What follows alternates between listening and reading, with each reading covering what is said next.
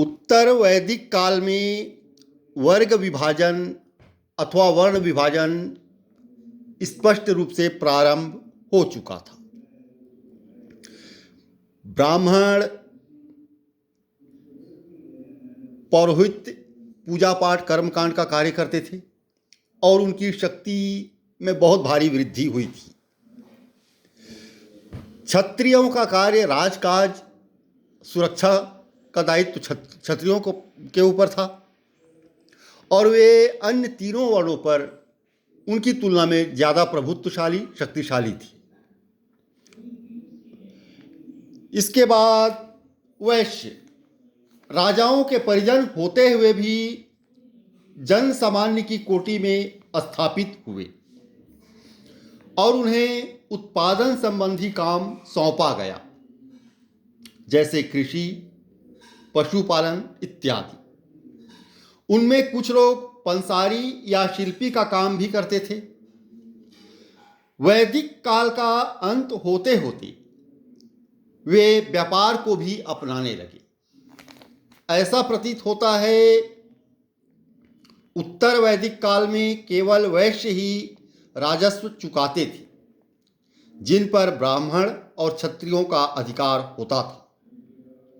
आम कबायली लोगों को वश में लाकर उन्हें करदाता बनाने में लंबी प्रक्रिया और अवधि लगी होगी। ऐसे कई अनुष्ठान ज्ञात हैं जो दुर्लभ लोगों को, विष या वैश्यों को राजा के और उनके बंधुओं राजनियों के वश में लाने की कामना से किए जाते थे।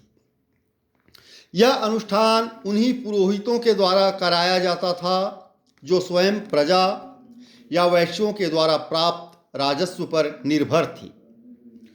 ऊपर के तीन वर्णों की सामान्य विशेषता यह थी कि वे उपनयन संस्कार के अधिकारी थे, अर्थात वे वैदिक मंत्रों के साथ जनेऊ धारण का अनुष्ठान करा सकते थे। चौथा वर्ण उपनयन संस्कार का अधिकारी नहीं था और यहीं से शूद्रों को अपात्र या अधिकारहीन मानने की प्रक्रिया शुरू हो जाती है।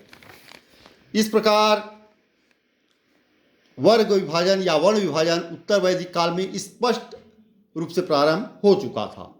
राजा जो राजनियों या क्षत्रियों का अगुवा था, अन्य तीनों वर्णों पर उसका प्रभुत्व स्वाभाविक रूप से जमा हुआ था।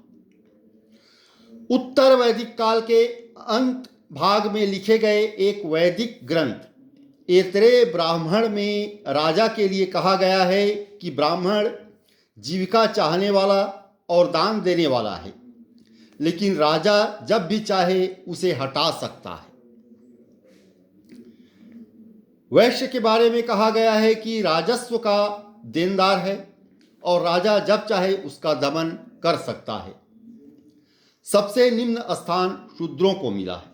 वह अन्य तीनों वर्णों का सेवक है, उन्हीं की इच्छा के अनुसार काम करने वाला है और वे जब चाहे उसका दमन कर सकते हैं। सामान्यतः उत्तर वैदिक कालीन ग्रंथों में तीन उच्च वर्णों और शूद्रों के बीच विभाजक रेखा देखने को मिलती है।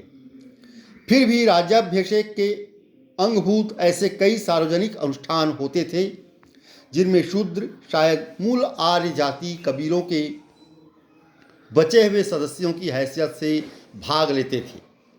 शिल्पियों में रथकार आदि जैसे कुछ वर्गों का स्थान ऊंचा था और उन्हें यज्ञोपवीत पहनने का अधिकार प्राप्त था। इस प्रकार दिखाई देता है कि उत्तर वैदिक काल में वर्णभेद अधिक प्रखर नहीं हुआ था। वर्ग विभाजन हो चुका था। सभी वर्णों के अपने अपने कार्य निश्चित कर दिए गए थे। ब्राह्मणों का कार्य पूजा पाठ कर्मकांड पौरोहित्य कार्य, क्षत्रियों का कार्य राजत्व राजकाज सुरक्षा का दायित्व क्षत्रियों पर था।